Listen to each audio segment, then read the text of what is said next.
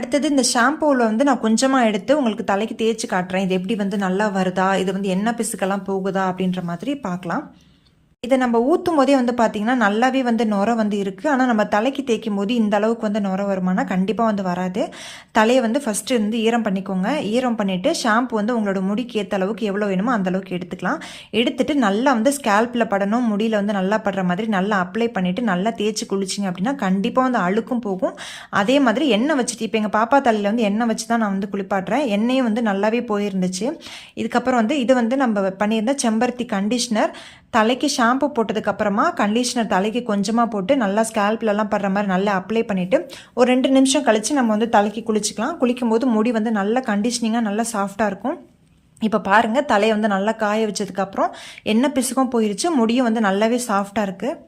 இந்த வீடியோ உங்களுக்கு கண்டிப்பாக யூஸ்ஃபுல்லாக இருக்குன்னு நினைக்கிறேன். வீடியோ பிடிச்சிருந்தா சேனலுக்கு சப்ஸ்கிரைப் பண்ணுங்கள், அதோட லைக் ஷேர் பண்ணுங்கள்.